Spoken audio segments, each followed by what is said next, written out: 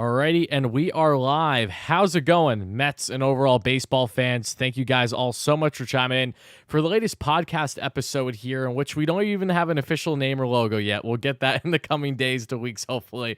But it's myself, Tyler. You guys know on the WardyNYM YouTube channel here as Wardy. That is Joe Sorrell, you know as Joe Schmo, and we're missing our good man in Anthony Recker. Oh, okay, caught me by surprise with that intro, but all right, I'll roll with it. Also, guys, let us know right away, what is your thoughts on the audio? Is it sounding better than our last episode? I do believe I rectified what the issue was last time, so I think we're good to go. But no less, we have a lot to get into tonight for our first official episode of 2023. Rec is not with us, but he should be back with us an episode from now after the Marlins series, so stay tuned for that one. What a slacker. Can we just address that? Can we start right there? Anthony Recker is probably like sipping on like girly skinny margaritas in the Hamptons right now while we're out here talking about the Mets just getting their asses handed to them in a 3-game set, getting swept in Milwaukee. I mean, Rex just like chilling on the beach in the Hamptons. I mean, it's not even Hampton season yet, Rex. Like, you got to wait till late May. Dude, but I mean, that's another story. I'm not only frustrated by him bailing on us per usual, half jokingly, I'm more frustrated by the fact that I initially wanted a photo of him while he's doing his little vacay right now, you know, just for fun, just like him doing something stupid. And he's like Recker in a Speedo on the screen with us? I mean, kind of. But the point is that he wouldn't even, like, he sends me a photo of him just on an off angle, which is cute and all. But the whole point was to have it like in between us so I wouldn't have to change the template. Yeah. Anyways, show could have been 2/3 under 5'7". That's true. You're not even wrong. But no, hello, Grant in the chat, by the way. Where's protein shake? Where's protein shake? Yeah, Rex not here, so I can't talk about food for the first 10 minutes. I know. Well, what are you gonna do? All right. Well, we do. I don't want to talk about the fucking Mets right now. That's for sure. I know you don't, but we're going to regardless. I guess this is a Mets show, I assume, right? So we're gonna be talking about what transpired over the past week overall for the Mets, just sharing our raw reactions, first impressions. Then we'll get into really, you know, what exactly went wrong in that Milwaukee series, which I'm still pissed off about. Make sure to check out the post-game show from today if you haven't already, folks. Greatly appreciate it. Then we'll get into the Marlins series, in which the first game is not tomorrow, but is Friday. I'll be in attendance Friday. Hope to see you guys there. It is postponed a day because of the weather. But also, I mean, I feel like it could be postponed because, you know, this team played 8 games, no rest. Their pitchers are already gassed, and we might just see a certain someone make his season debut as soon as Friday. So I think that we should just dive in, Joe, and talk about something that could be a positive before getting into a lot of the negatives, which is going to take up the majority of the show. And that is the breaking news for people watching live now or on replay that has come out over the past hour, originally from Michael Mayer of Mets Rise, that yes, the Mets have brought Francisco Alvarez up with the team, and we are awaiting word to find out if he will be activated for Friday's matchup against Miami. So we all know that Omar Narvaez was hurt today, exited the game around the 9th, I believe, with a calf injury. So while we're waiting to find out the results on that, it's interesting that they brought up Alvarez, Joe. I want to know your thoughts here, because I was jokingly, not even jokingly, I was honestly saying in my show earlier that it wouldn't surprise me in the slice if the Mets bring up Michael Perez, you know, assuming that it's a short-term injury, especially why would they bring up Alvarez so soon? So I'm curious as to why they're bringing him up now. For me, it means two things. It means that, one, is Narvaez injury serious, which I hope it isn't, but is he going to miss at least, say, a couple weeks and the Mets want to give Alvarez a leash? Is it, two, that the Mets actually feel that Alvarez would be a better fit for them right now, even with the potential risk of him being sent up and down a little bit to start the year, knowing that they need more offense with this team to start the year? Do they want to get looks on him early? And like, I want to know what's your raw thoughts about Alvarez already pretty much being called up. It's like unofficially official, and now we're just awaiting word to find out if he's going to actually start any games with the Mets this weekend. Yeah, I mean, plain and simple, bringing up Michael Perez would not do this team any favors, right? I mean, you know, Tomas Nido, I love Nido, and I want Nido to be a career Met, the way he handles the pitching staff, the way he is defensively. And, you know, he can hit a little bit here and there. He can make contact. He's a great bunter. Like, I love Nido. You don't need 2 defensive catchers on the roster, though. Nido is our defensive catcher, and this lineup needs a spark in the worst freaking way. So Francisco Alvarez is the only option here. Look, he's been up in the big leagues, not extensively, but he's had a couple weeks in the big leagues. He's ready to face big league pitching. I know he stunk this spring, but bring him out there because you need a spark. If it doesn't work, Narvaez is back in a few weeks. You send Alvarez back down. If it works, you figure out a way to maneuver and keep Alvarez in the big leagues, because the lineup right now is dreadful. Outside of the top 5 guys in the lineup, I mean, the bottom of the lineups, it's like automatic outs. Mark Canha had, and I love Mark Canha, he had one great game. He had a shit series. I mean, he's done nothing outside of that one great game in Miami on Sunday. Eddie Escobar, who, again, look, I want Brett Baty up here or Ronnie Mauricio up here as much as the next guy. You can't give Escobar a week, though, and cut ties. You got to give him like 6 weeks. That's what I said last show. But, if something doesn't turn around by the end of April, middle of May, you got to cut him loose. So we'll see what happens there. But Escobar, Mark Canha, minus that one game. Narvaez hasn't done a whole lot of hitting. It's like when you get to the bottom of the lineup, it's auto outs. So you really need a spark in there. After McNeil, whether he's hitting 5th or 6th, there's just nothing. It's dead down there. And Alvarez, maybe he comes up, gives him that spark. I'm not banking on him to do it, but if he does, it's worth the shot to bring him up over Perez. Yeah, I mean, I don't really think there's much negatives from Alvarez being brought up and either being here for a short sample and back down, or potentially playing his way into having a role on the Mets for potentially a good portion of the season. And again, we'll soon find out. A couple of things I am curious about on his front are, like, the Mets are so adamant about making sure that Alvarez is ready both defensively and offensively. They're developing him as a catcher through and through. His defense in spring looked really sharp. Like, I personally was impressed by his defense that we saw. It was the offense that really didn't carry over, as he was still getting back from his ankle injury, which he had surgery right at the conclusion of the 2022 Mets season. So that went in hand with him at kind of having a slow start and was in a limited sample size in spring, which led to a lack of offensive production. But so far in AAA, he's looked sharp. He's had a home run or two at least. But that entire core group of Mets hitters has looked pretty sharp, led by Brett Baty, of course. Ronnie Mauricio, your guy, hit 2 home runs today. Mark Vientos is killing it. I mean, yeah, our core 4 in AAA, which is the most electric AAA team to watch in baseball right now, it's slim to none. I mean, they are on another level right now. Highly recommend, putting all the homer bias aside, make sure to watch those games. Yeah, I'm actually recommending you watch Syracuse Mets games. That's a real thing I'm saying. Better than the big league team right now. Better than the big league team. I wish I watched the Syracuse Mets the past week versus Mets baseball, if I'm being quite frank. But I think the point we're trying to get here is that you can't go wrong, and it's imperative, and this is what I've been saying the past couple days, it is imperative for the Mets to make sure that they see what they have in these kids before it's too late. Yeah, I know I'm getting ahead of myself, but you can't have the same situation you had last year until you basically wait until trade deadline, post-trade deadline to bring up these kids and say you have another underwhelming trade deadline because you're like, oh, we have great prospects. They're gonna thrive, and maybe they don't thrive because you brought them up too late in the season, right? Maybe they feel rushed again.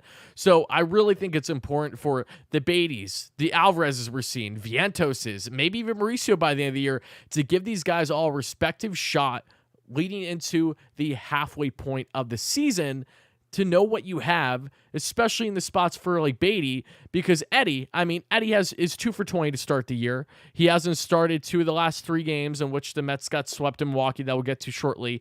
Gourmet's great glove, but Gourmet isn't going to give you the offense on every given day, nor does he give you any power. He's just a singles machine hitting the opposite field, and maybe he can get you gap to gap every now and then. But when it comes to pure third base production, Baty thankfully is only day-to-day right now with his respective thumb injury from what he initially sustained via surgery to end his 2022 campaign with the Mets.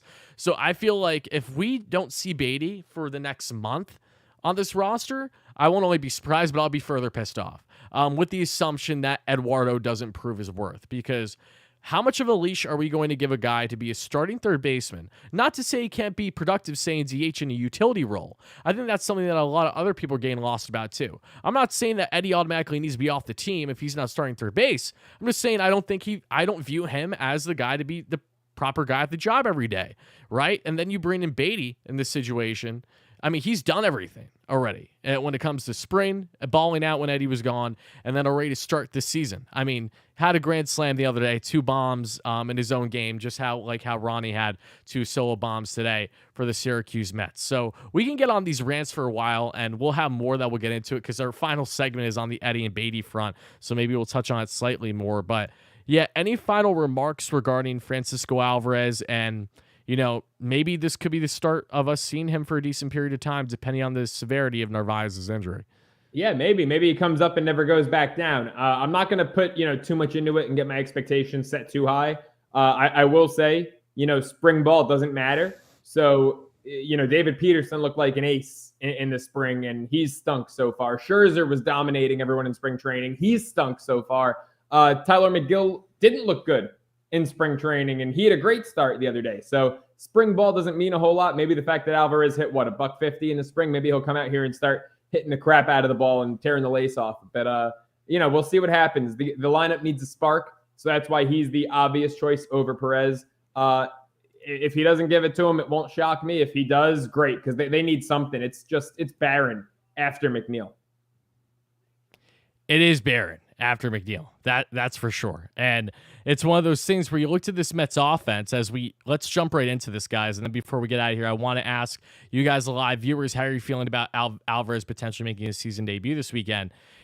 This entire Mets offense as a whole to start the year, I want to know your first impressions before we kind of break down specifically a little bit more about the Brewers, because you look at that Marlins series, right? They were getting some production, gave them credit. They were getting on Alcantara and actually got him out pretty early in that game. He was out in only I think 5 innings? He didn't even get 6 innings, I'm pretty sure.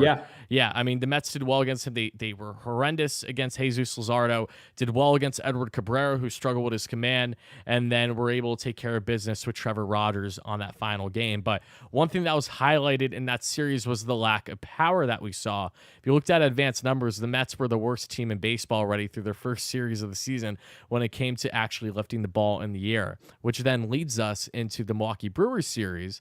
I mean, embarrassment isn't even enough on if you should have saw my live reactions. Like Sandy Koufax out. Oh my God. It was unbelievable. Actually, I don't buy too much into the power metrics. First off, with after the Marlins series, 4 games in, don't talk to me about stats 4 games in. Also, that's a really tough ballpark. That's a pitcher's ballpark. Is this Bermuda Triangle? What's going to happen here? All right, Toronto. We got the parlay with the Blue Jays right now. So we got some mixed interest at the moment. My parlay's cooked. Oh, it's right, because you had the Mets in your parlay. This fucking assholes. Pardon my friend. I had Astros, Tampa Bay, and now Toronto. Kansas City tie game. Royals have first and third, 2 outs. Let's see if Wrecker's good buddy Alek Manoah can get out of this. All right, but yeah, I don't want to hear about stats after a 4-game series. It's a pitcher's ballpark. What do we have? 1 home run that series, Alonso. You want to know how many Brewers had? Well, this year, that's the thing. This series now, this is a hitter's ballpark. Miller Park or whatever it's called if they change its name. This is a big-time hitter's ballpark, and we got shut out the first 2 games there. That's cause for concern. Today, top of the lineup looked incredible. Bottom, still nothing. So, yeah, as far as first impressions, the team looks like they did at the end of September last year, and that's bad. That's really bad. That is bad when that's the last taste of Mets baseball of significance that has been in our mouth, right? Spring training only means so much, right? Real baseball games that matter now are starting. And this was the argument that I was making, especially for games 1 and 2 for the Brewers. And, let's just with first impressions, they go right in hand with the Brewers recap here, because to go out and to not have any offensive production in game 1 and 2 of the series, but better yet, have no pitching production either. Mad Max getting shelled. Looking like anything but an ace to start the year through. Like I said, looking like late September last year. Yeah, and that's not encouraging. Let's be frank here. I do expect Max to bounce back, but I do think we might be hit with a little bit of a reality check this year when it comes to him. And I do believe, this is just my opinion, this is probably short-term bias, I will admit that. I think Justin Verlander will certainly lead the way on the rotation front between them two this year, just because of how they go about their business, and I'll expand on that a little bit later. But the Mets didn't have any production in any facet of their game in games 1 and 2. What we did notice, though, especially in game 2, was McNeil 3 hits, Nimmo 3 hits, but no one to drive them in. Okay, what transpires today in the series finale? David Pearson gives up 5 over 4. Not a strong night for him. This entire Mets rotation is not off to a good start. And the bullpen's already looking burnt early that we saw with Brooks Raley yesterday. And then Ottavino, unfortunately, giving up the walk-off bomb, Drew Smith. But here we have, offensively, Lindor, 2 doubles, 3 hits. Alonso, 2 big meat Pete bombs to 1 tie the game, then get the lead on Corbin Burns, 6 runs on Corbin Burns. I'm taking that to the bank. both Corbin Burnes and Alcantara, the Mets performed very strong again, especially Burnes. He owns Corbin Burnes, by the way. Do you remember? Yes, I remember that bomb. 2 out of 3 in Milwaukee. He freaking crushed one. It was a cutter low down in the zone. In. Yeah, it was down. And, like, Burnes keeps pitching him low in the zone, and Alonso, like, typically that's a lefty's wheelhouse when you go low. Righties usually struggle there. I always struggle. I was a high ball hitter back when I was hitting before I became a PO. I was a high ball hitter. And Alonso, I mean, Burnes, that's 3 times in his last 2 outings where he's tried to get him with some heat, some cut action down in the zone, and Alonso's made him pay. And I think he's done it to, like, all parts of the field. I think, like, one to left center, and then today's big bomb to right center. Like, really great hitting from Pete. 2 of his 3 home runs to right center. Love that. That's like prime David Wright, prime Mike Piazza.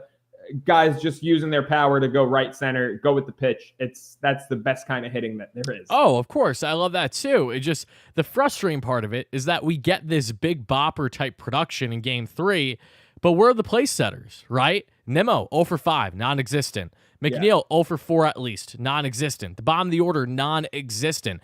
So it's like when the Mets had their contact hitting, they didn't have the proper power production. And now the day where they finally do get the power production, they have no contact hitting. It's like one or the other. So in all facets of the Mets game to start this 2023 season, nothing has been consistent. Nothing has been unison. Even when you look at their wins to the Marlins, they didn't have many strong, truly complete wins. You know, they were still hitting the ball and doing it in a very Mets-esque way where, you know, specifically McNeil driving in 2 runs in that Marlins series where it was a little dribbler that then was a bad throw, if I'm not mistaken, by Trevor Rogers to then lead in the first 2 runs of the game. Like, it's little shit like that, which is nice, but we know how imperative it is for this Mets team to have depth in this lineup.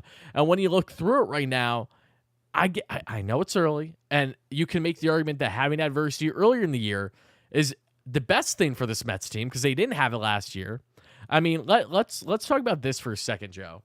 The Mets last season weren't below 500 for 1 day, right? Right, and now they're 3 and 4, which, you know, the Braves were like 6 games below in late May, and they won the division. And so what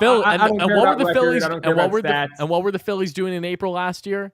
They still had Joe Girardi as their manager, much like they are right now. Yes, and they're 1 and 5 to start the year. So we know that slow starts doesn't necessarily mean a poor overall season, and if anything, it could be in the Mets' best favor here to face this adversity early. But I think my biggest gripe, at least, and I'm sure you can attest to this, is the fashion in which they lost these ball games, especially game 1 and 2. Just lifeless. That was the worst back-to-back display I've ever seen. And also, Joe, before you respond, unplug and replug your mic because we're getting a little static going on there. But, yeah, I mean, everyone watching right now live or on replay, you know the story, especially from the post-game shows we've done on the channel. Just a lifeless team on all facets. The starting pitching game being up, the relievers game being up, and no offensive production whatsoever. I mean, when was the last time, Joe, that you've seen a Mets team look as bad as they did in a 24-hour span? Can you recall? In 24 hours? I mean, you got my mic, by the way, my back? Yeah, you're good. No runs in back-to-back games. It was embarrassing, man. I mean, I can't remember the last time I saw the offense look this anemic against, like, bad pitchers. Like Wade Miley, I mean, no disrespect, but like the guy's been around 13 years. That was his 100th win. I mean, you know, he's no Sandy Koufax. Looked like it. He's no Sandy Koufax. You know, Freddie Peralta, good pitcher. Here we go, Toronto. All right, Blue Jays. Freddie Peralta, good pitcher, but shouldn't be shutting us out. Come on now. No, 100%. And like Peralta was shaky in the beginning of that start too. He was one of those guys where, you know, he's coming off an injury last year especially, and we all know that Peralta has strong stuff, but it's like, all right, the Mets didn't take advantage early on in the first couple innings, and then once he got comfortable. Did they load the bases in the first inning? I think they may have, or got close to, and then it was. Like you had guys in the scoring position in the first inning of the first game, and then you go 18 straight scoreless. Like that's embarrassing. The Mets went 20 scoreless innings, 20 from the continuation of the Marlins series.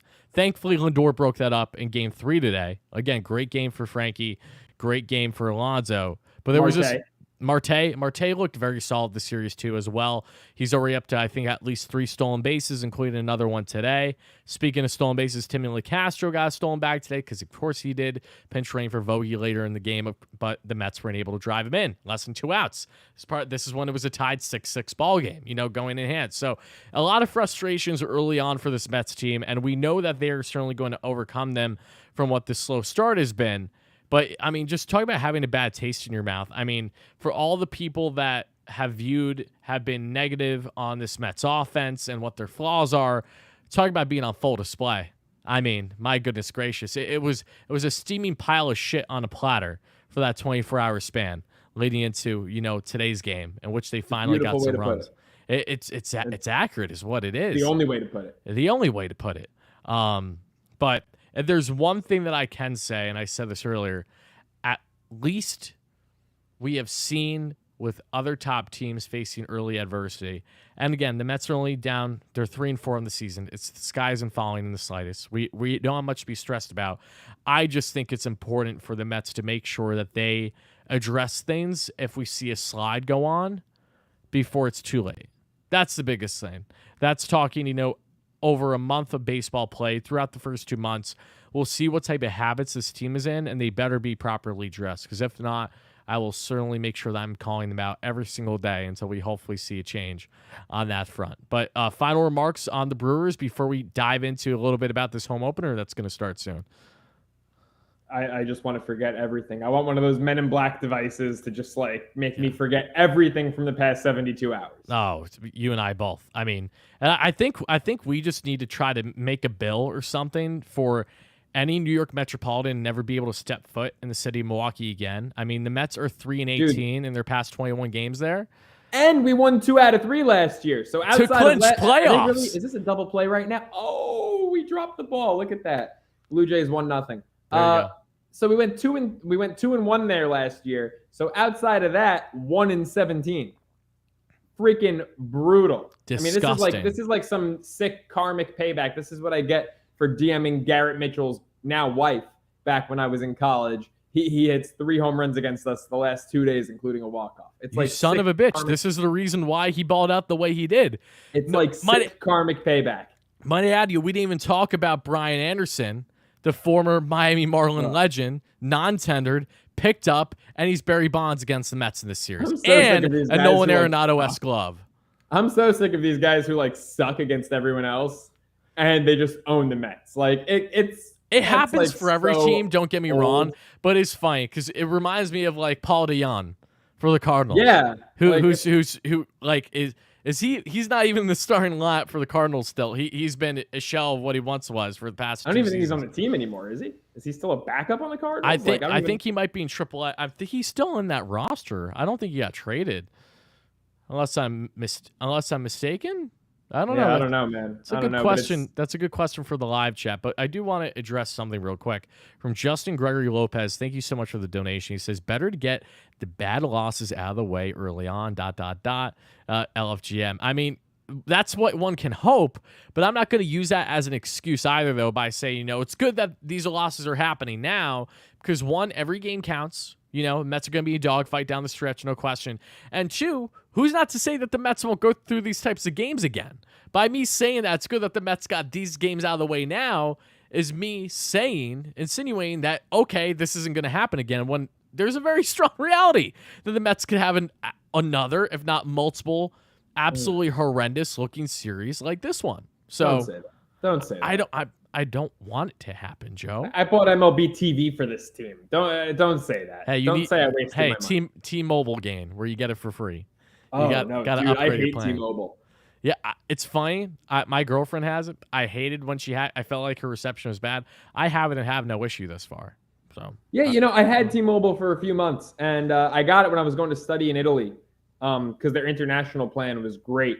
And then I got back to the U.S. and I went to school, obviously, up in upstate New York in the middle of nowhere.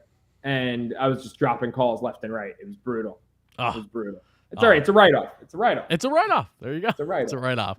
We love write-offs. Great Seinfeld episode on write-offs. If you haven't seen it, look it up. Speaking of write-offs, I'll certainly be doing that starting Friday as we head into the Marlins series, in which I'll be in attendance again. Hope to see many of you guys there for the home opener.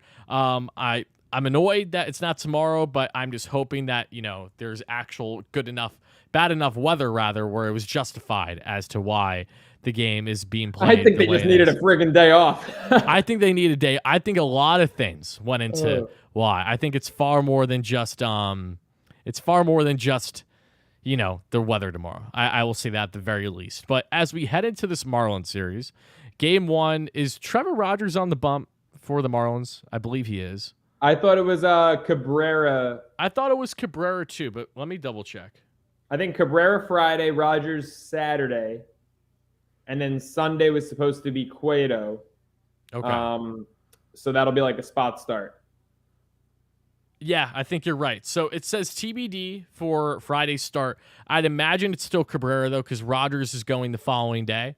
So go with the assumption of Edward Cabrera, who, again, electric stuff, but was a walks machine, and the Mets were able to handle him fine. Mets have always handled him well. And when Nardi came in for relief, the southpaw, the Mets beat him up in that start back in Miami a couple days ago. So Cabrera versus Miguel. And speaking of walking guys, Miguel had his fair share of walks his last start, but kept the Mets in the ballgame with a solid 5 innings. And that's what I'm hoping at the absolute minimum we get right now, because with how inconsistent this Mets rotation has been to start the year, I just need something. Just keep him in the ball game. I mean, Peterson giving up 5 over 4. We were still in the ball game, thankfully, because Alonso said, "Yeah, I'll carry you today," but it still wasn't enough. So, yeah, Tyler Miguel on the bump. We'll see how he does. What is your biggest takeaway from Miguel in his first start in basically not relief, but filling in for Justin Verlander, who will hopefully be back as soon as April 11th for his retroactive 15-day IL stint, in which the inflammation was actually announced to be lowering today after further results. So all things are in line for JV to return in the next, week or so. But what's your thoughts about Miguel? Because I have a little bit to say about his rotation from what we saw. The dude showed poise. I mean, he came up last second, spot start essentially, had like 3 days notice because the Verlander news was such a whirlwind so last second. And he came out there, he wasn't perfect, but he gave a quality start. Ready to go, 6 innings, 2 earned. Like, he showed poise, he showed guts, he showed toughness. Would have been easy after he just had a really poor spring and got sent to AAA when he was hoping to crack the big league roster. Would have been really easy to go out there and just kind of flounder and, the moment be too big for him. But he went out there, and I thought he gave the best start. I mean, Senga had the strikeout numbers, but Senga also walked a lot of guys and looked shaky at times. I thought Miguel gave us the best start we saw in Miami. Scherzer, was close until his final inning. So you think he performed better than Senga? Really? Yeah, the strikeout numbers weren't there, but I mean, he gave us innings. Back-to-back days, our starters weren't great. Scherzer had that bad last inning. Peterson just stunk. Miguel went out there and he was tough. He was gutsy. I thought it was a great performance. I think, if Miguel can go out there and be reliable, then, I mean, what else could you ask for a guy who is slated to be our 7th starter coming into the year? Our 7th starter coming into the year, and he's currently slotted at number 3. Isn't that very, very Mets to have a vision heading into the year with their rotation and starting out the way that they have? I got to give Miguel props, obviously. He was giving up some hard contact early, only had 2 walks, 7 strikeouts in that 5 innings of 2 earned run ball start, which was solid. So I'm hoping to see a similar stat line to that. The curveballs look sharp. Worked on that all offseason thanks to Max Scherzer kind of helping pave the way for him on that front.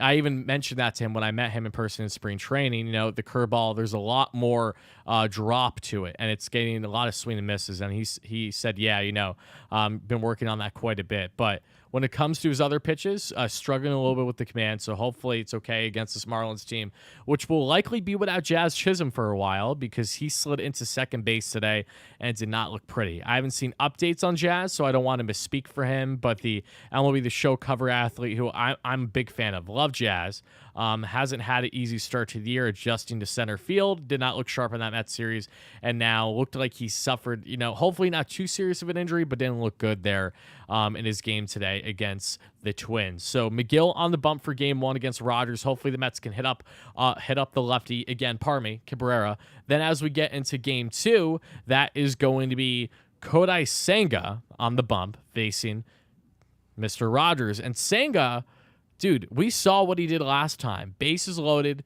no out. He gave up a run already. But talk about that mental toughness that you said a lot last year with Chris Bassett, right? I mean, this guy, 10 years of pro experience in Japan, using that to his ability and his effectiveness on just striking guys out. I mean, he had a total of 8 strikeouts in his last start.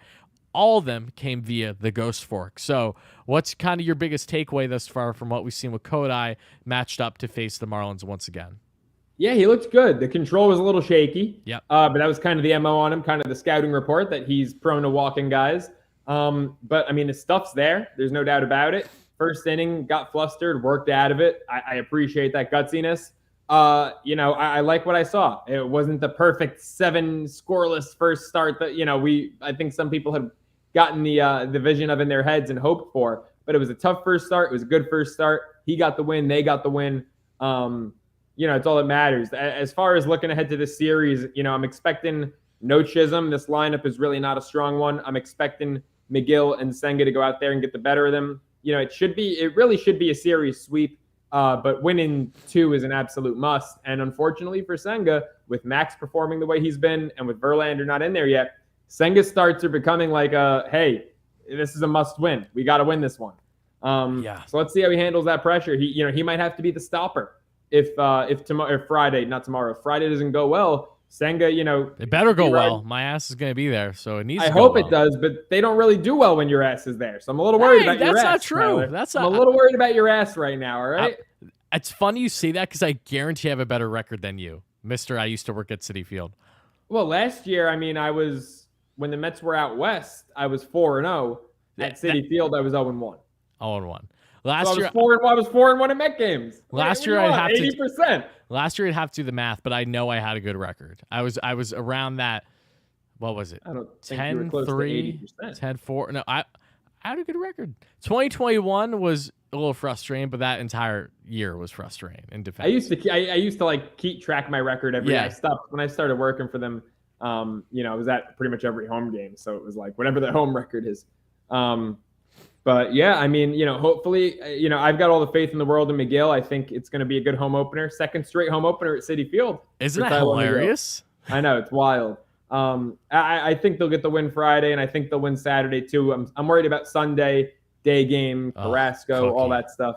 But how concerned going are up you against a spot starter? Like, it should be a sweep. How concerned are you with Cookie, if at all, to start the year? I mean, the I was concerned about Cookie last year. We all were. There's a reason why the Mets were shopping him during the offseason. But like Cookie, when he was only in the third, fourth inning against the Brewers, his velo was already dropping 88, 89, and just meatballs right down the dick. Like, what's going on? We know that they did they skipped at least one of his starts in spring because of elbow maintenance. So there's already belief that he's not fully healthy, right? It's just a matter of how bad is it. So for me, my question: who's the next guy up? Jose Buto? I mean, what the hell? No, it's not. It's Dylan Bundy, thankfully. So thankfully, the Mets do have an MLB caliber starter that can come in and eat innings of need. I think Bundy could be a Williams 2.0. I really do if they bring him up at some point this year. I hope. Williams was great last year. I don't know, man. I hope. But again, Bundy's always been a 4.5 year Ray guy. So was Williams had a 3 ERA last year. No, yes, but I'm saying when Williams came into the Mets, he was that similar type of fashion when it came to his numbers. So I'm viewing it based on that alone. And he also was younger. He had more upside. He had more movement, more dance. Bundy doesn't walk guys either, which I like. Getting a little older, lower velo. Williams could get that velo up to 94. Yeah, Bundy isn't old, dude. He's older than Williams. They're maybe a year off. I'm pretty sure Dylan Bundy's only 28, 29, tops 30. I'm gonna look that up. I bet there isn't more than a 2-year gap between them. Dylan Bundy. While Joe 30. Does that. 30. Okay, and what's Williams? Bay's 29, 30. Career ERA is damn near 5. Hey, 4, 5, 1, 2, 4.75, not on. Hey, as a starter. I'm not saying he's going to be a starter. Pretty shitty. Yeah. Trevor Williams is also 30. There you go. What were his numbers a year that the Mets acquired him from the Cubs? He was 4-2 with a 5, and then he came to the Mets, and his ERA with the Mets. His ERA with the Mets was a 3. Okay, so he had a 5 entering his Mets tenure. I rest my case. Unrelated question with the $2 donations is one positive. Thick D Pete laid the wood today. He did lay the wood today. Love the wordplay there too. That's fantastic. How you doing? So yeah, pitching depth wise, the Mets got Bundy for this reason alone, because while I expect Cookie to still eat innings this year, and I'm sure he will, I do very much see a world where he is not on this Mets team for the entirety of the year, rotation-wise. Whether that's due to unfortunate injury, whether that is due because of inconsistencies and the Mets just part with him or trade him. I think if there's a guy that's certainly an odd man out right now, like heading in at some point this year, it's got to be Cookie. And not that I wish it on him, but he doesn't do anything in his rotation right now that makes you comfortable to start the year.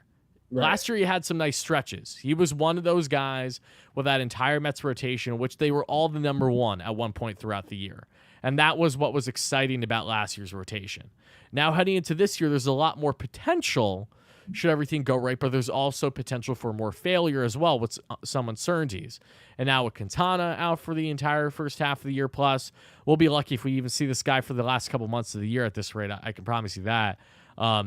We just face a lot of uncertainty, which sucks because it's another year. It's another same question marks for this Mets team. And we're not even talking about the offense right now.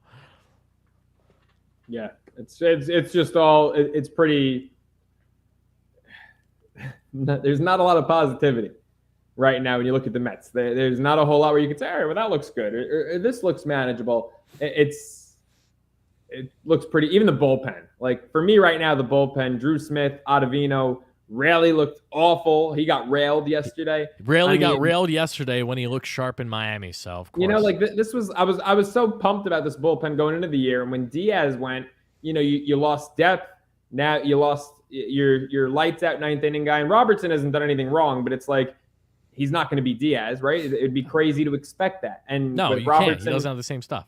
He could have been the best eighth inning guy in the MLB, and now you got Raley and Ottavino, and like, when Diaz went down, the depth went down, and I'm usually not this negative, but I haven't seen anything that, even when they were beating the Marlins and they were 3-1, they didn't look great. Like I said, this year, I don't care about records. About that series, I don't care about stats. I care about one thing, and it's the eye test, because it's too early for stats. I mean, you could have a 2-for-3 game, and your average could jump 50 points. Yeah, I just care about how do they look. And even when they were beating the Marlins, they didn't look great.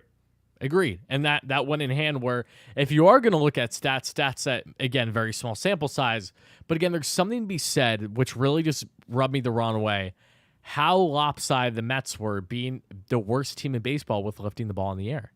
Like we're really doing that. 4-game set, and we're already, like, I know it's such a small sample size, but when you're a team that has a payroll the way you do, has the expectations the way you do, there should never be any point throughout the entire effing season in which you display such numbers. I'm sorry. It's inexcusable, the same way that entire Brewers matchup was inexcusable. And do the Mets go to Milwaukee again this year? That's the real question. No. It's always one trip. Good. All right, so we got that shit show out of the way. Yeah. I mean, I knew that the numbers were bad. They come in Milwaukee. to City for a 4-game set in June. Yeah, I knew that the numbers in Milwaukee weren't good, but like 3 for 18 over the past 21 is ridiculous. And it reminded me of this right away. And I want to know if you remember this, Joe. I don't recall what year it was. I want to say 2016 or 2017. Maybe 2018, 2017, 2018. I don't know. The Mets had an extra innings game in Milwaukee that went late. Like, we're talking north of 17 innings, and they still lost. And I stayed up for that whole thing, and I was absolutely distraught. I think I was watching that in college. I think I remember that. I think Jay Bruce was on the team at the time, because I remember when Jay Bruce got a walk-off hit in Miami, I think that same year in extras, and it was a little deep in extras too. Again, the memory's a little hazy naturally because it's been a hot minute. I mean, if we're talking 2016, that's wait, when was Jay Bruce on? He was on the 2016 team. Bruce was was he? Was he? Okay, my mistake. He was acquired in 16 then at the trade deadline. Yeah, for Dilson Herrera. Yeah, and he was very underwhelming. Remember that the Mets almost the deal. They almost traded Nimmo. So, oh my God, it's crazy. What's even crazier is the fact of when you look back on the Mets when they didn't trade Wilmer in 2015, what that trade was supposed to be? Do you remember what that trade was supposed to be? Who was supposed to go along with Wilmer for Cargo? Carlos Gomez, rather. Yeah. Zach Wheeler. Zach Wheeler was supposed to be a part of that trade. Oh, my God. Oh. Was it May of 2019? Was it not? No way it was not. Yeah, 18 innings because the Mets, 18 innings. Oh, my. So I had the years way off. It was all May of 2019. Where would I would have been a junior in college, so I was thinking of the right dorm room. I do remember watching that game. Yeah. I was like, once we got to a certain inning, I was dozing off, then I woke back up. I saw the game was still on, so I locked back in. Gutted. Absolutely gutted. Brutal. Yeah. So, not to get on a tangent, but I just wanted to share that with you all. So let's get back onto the topic that we kind of started with, because I do want to touch on this a little bit more. I'm not trying to be a pain in the ass. I'm not trying to be that guy that's saying this entire time that I hate Eduardo Escobar, Brett Baty needs to be on this team. I want nothing to do with Eddie. I like Eddie a lot. And like I said, I think that there is still a path for him to be a productive player on this roster. But correct me if I'm wrong. I just don't foresee a world where it's going to be with him as a starting third baseman. If we take away that month of September, what has this guy done for basically a calendar year on this roster?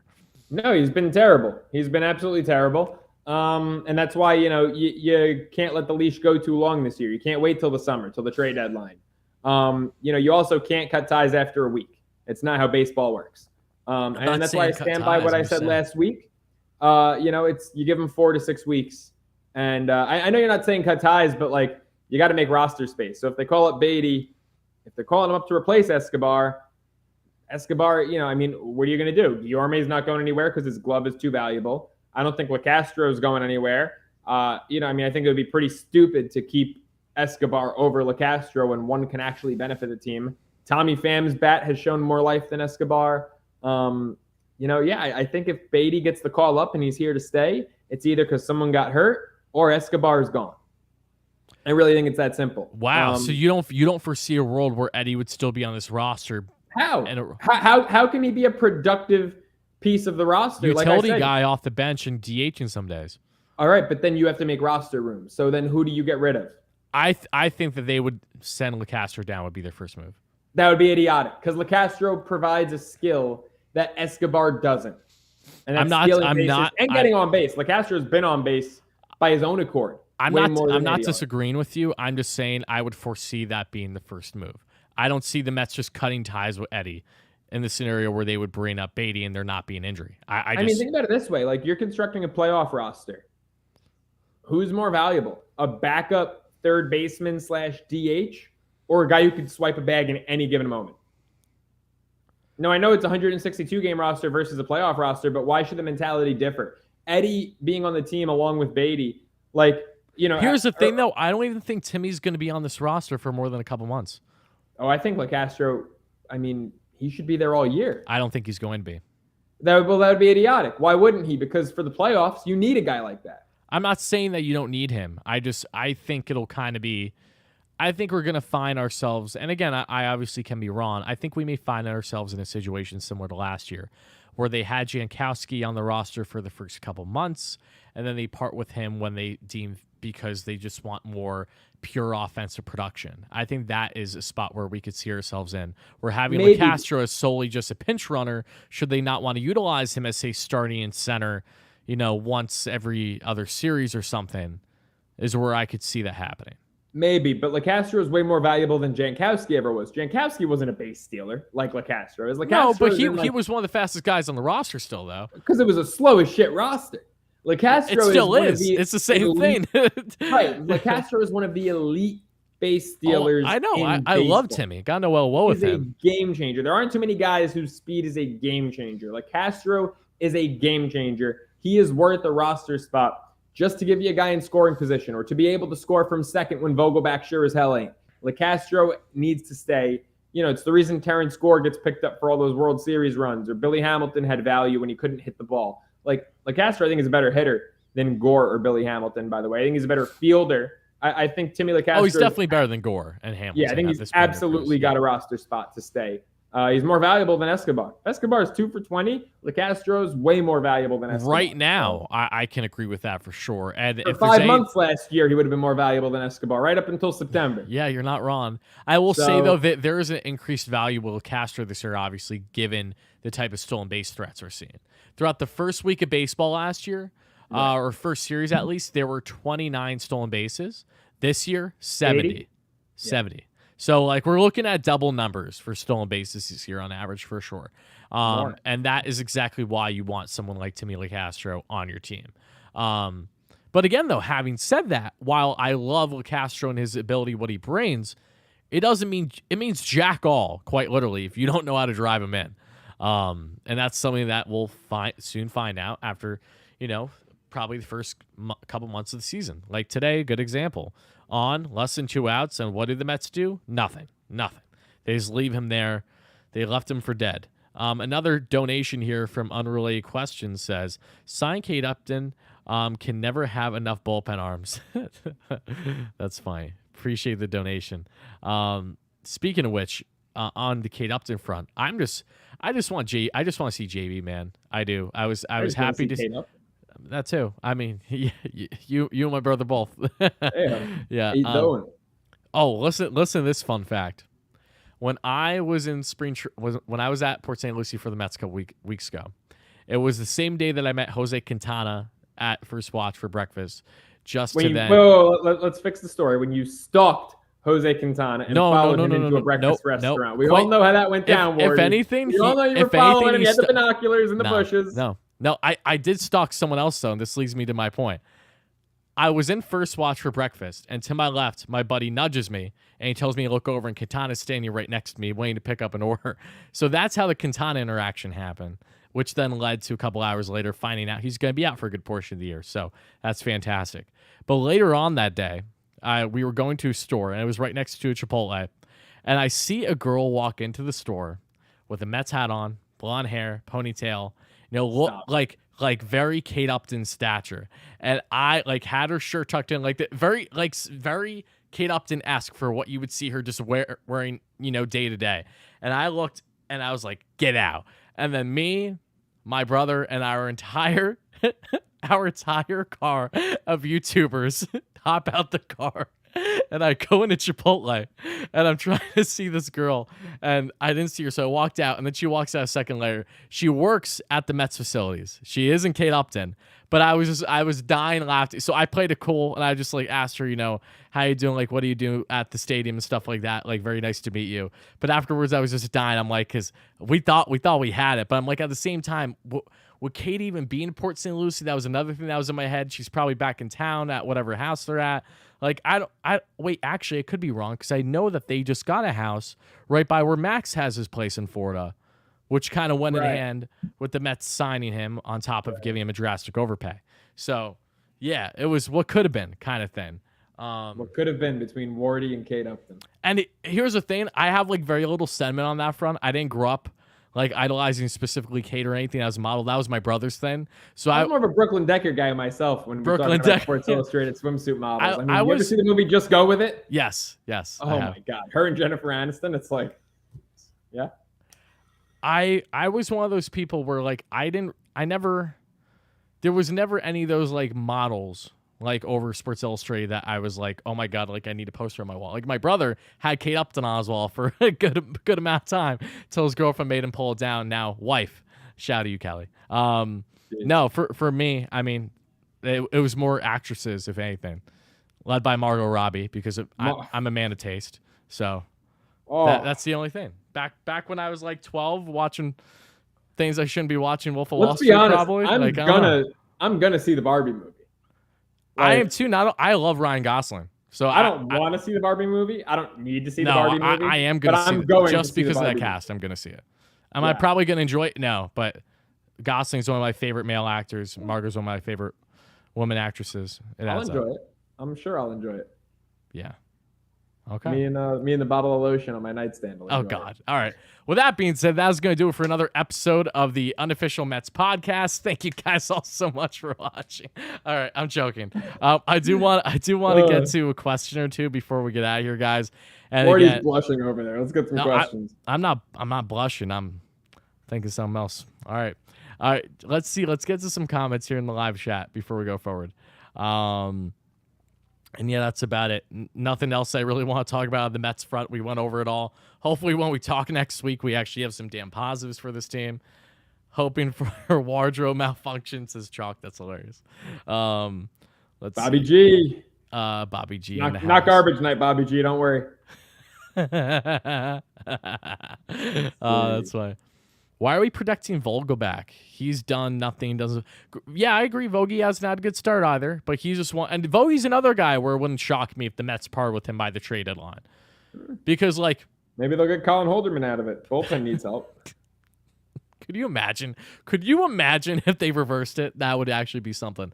I really like Vogie, but I think what's going to lead to his Mets departure will be very similar to the issues that we had going in, which is simply put. He's an on-base guy through and through. He's not known for the power.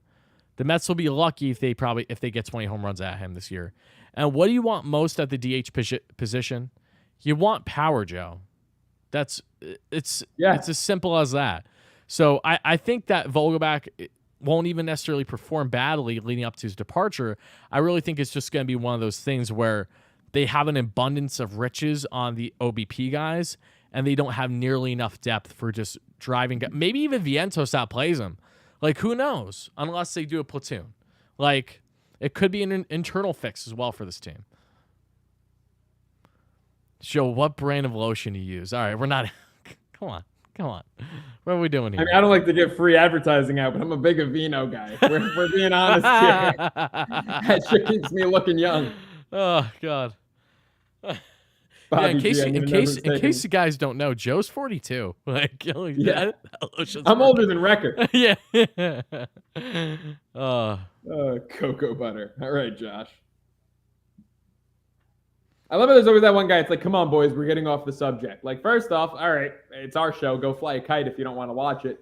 But also, like, did we not just see this team get blanked for 2 straight days? Like, do you want us to sound like the 70-year-old hosts on WFAN who are, oh, the sky is falling, the freaking Mets, oh my God, blow it up. It's April 5th, blow it up. Like, yeah, we know we're getting off subject because the team stunk this week.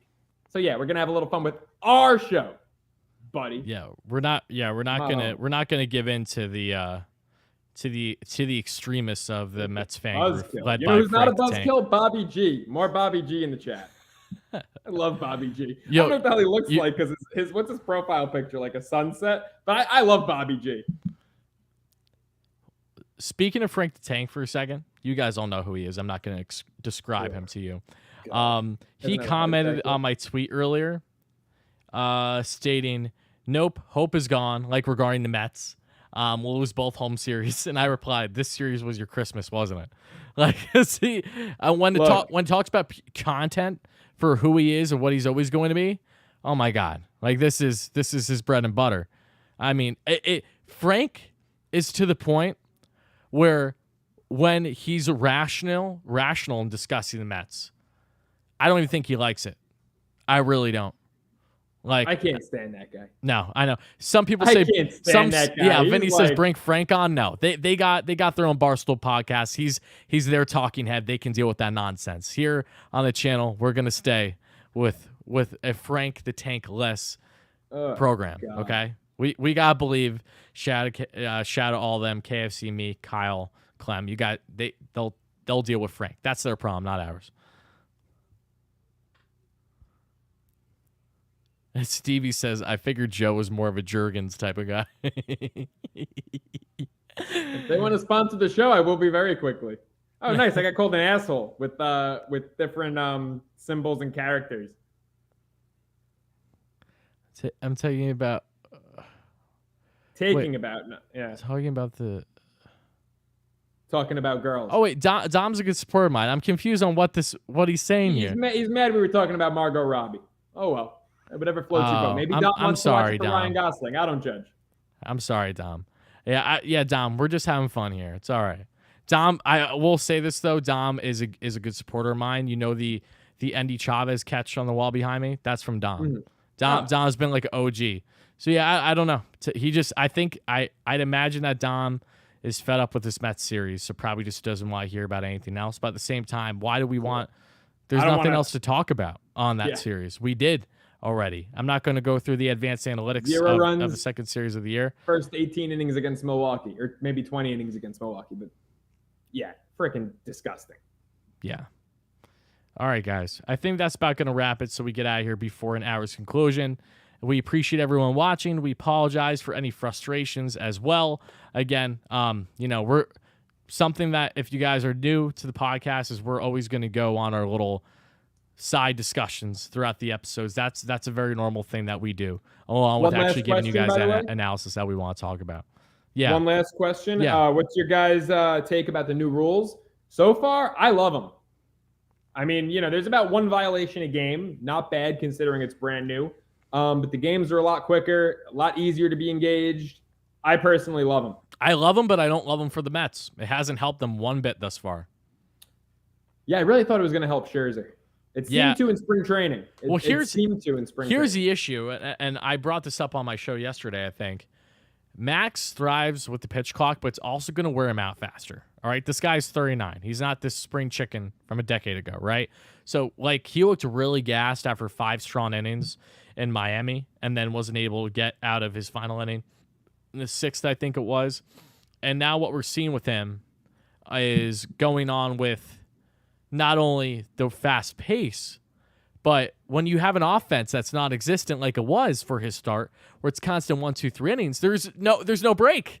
Maybe if he got, 15, 20 minutes here and there in between, no, he got nothing. So I think that was in part a recipe for disaster for Max, because when you look at his advanced numbers for Baseball Savant, what his RPMs is, what his average velo is, his pitch placement, nothing was drastic at all. So I think that all leads you to, okay, he had a bad game, so hopefully he can just start to get out of this, and we'll see what happens from there on the Mad Max front. Last comment. Someone said our next raffle should be a bottle of Aveeno or cocoa butter. Oh, cocoa butter every day of the week. Used or new? That's what I want to know. Yeah. Depends on what type of people you're talking to. It's a good way to wrap this up. Toronto going to score. Toronto going to score. 3-0 Jays in the 8th. Let's hit that parlay, baby. Plus 200. Hammer. Shout out to the Mets for making my parlay not hit today. I appreciate it. All right, guys. That's why I didn't bet the Mets I know. I can't be a homer every day. Love you guys so much. We'll see you all after the Marlins series. Until then, check out your boy. I will be in attendance for the Mets home opener. I'll be behind home plate. I won't be on TV, but I'll be right outside of it. So I'll be in that section there behind home plate. And I'll be trying to walk around a bit to meet a lot of you Mets fans that will be there. So stay tuned for that.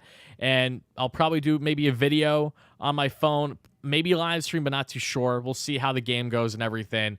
And then, the weekend, we have Easter coming, so happy Easter to all who celebrate. Probably won't do much content over the weekend, but then we'll really be started back up and loaded with content, consistent post-game shows, taking on some guests. Maybe we'll have Joe on for post-game show next week, so stay tuned for that. Yeah, that Joe Schmo right there. Look at him pointing out himself. Yeah, that guy right there. So stay tuned. A lot of great content as always, guys. And until then, have a great rest of your night, day, evening, whenever you're watching this. That's Joe. This is Wardy. We're signing out.